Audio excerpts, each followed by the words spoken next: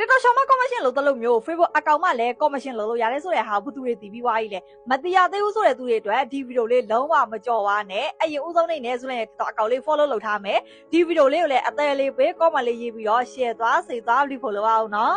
Facebook အကောင့်မှာကောမရှင်လုံးမဲ့သူတွေရဲ့ကြောင့်တော့ပထမဦးဆုံးနေနဲ့ကိုရဲ့အကောင့်ထဲမှာဒီဟာလေးကိုပေါ်လာဆိုပြီးတော့တွားပြီးတော့ဆရာမှာပါဒီဟာလေးပေါ်ပြီးဆိုလို့ရှိရင်တော့ဆိုရင်တော့ဒီ Shopee ဆိုတဲ့ app နဲ့ချိန်ပြီးတော့အလုံးလုံးရုံပဲပေါ့နော်တကယ်လို့မပေါ်တဲ့သူတွေရောလုံးလုံးရလားဆိုလိုက်ရေးဆိုတာလုံးလုံးရတဲ့ဘာဖြစ်လို့လဲဆိုတော့ဒီ app လေးကို download ဆွဲပြီးတော့အဲ့ဒီထဲမှာဝင်ပြီးတော့စမှန်ရုံနဲ့ဆိုရင်တော့လုံးလုံးရရဲ့နော်လောက်တဲ့အခါဆိုလို့ရှိရင်လေ तू က TikTok အကောင့်လို့မျိုး follow 1000ပြီးမှလုံးလုံးရတဲ့ဆိုတဲ့ပုံစံမျိုးမရှိဘူး Facebook အကောင့်မှာလုံးဝ follow မရှိတဲ့လုံးလုံးရတယ်ဆိုလိုက်ကိုယ်တိုင်ဆိုလို့ရှိရင်လေဒီမှာလုံးဝနဲ့မှာသွားပြီးတော့စမ်းပြီးတော့လှုပ်ထားပြီးမို့လို့တော်တော်လေးမှအဆင်ပြေပါတယ်လှုပ်ချင်းတဲ့သူတွေအတွက်ဆိုလိုက်ရဒါလေးကိုလှုပ်ဖို့လှုပ်မဲ့ဟာလေးကိုလာညှော့ပေးတာမို့လို့တချို့မတိရသေးတဲ့သူတွေဆိုလို့ရှိရင်လေတရားအောင်ဆိုပြီးတော့ဒီဗီဒီယိုလေးကို share သွားစိတ်သွားပြီး follow အောင်နော်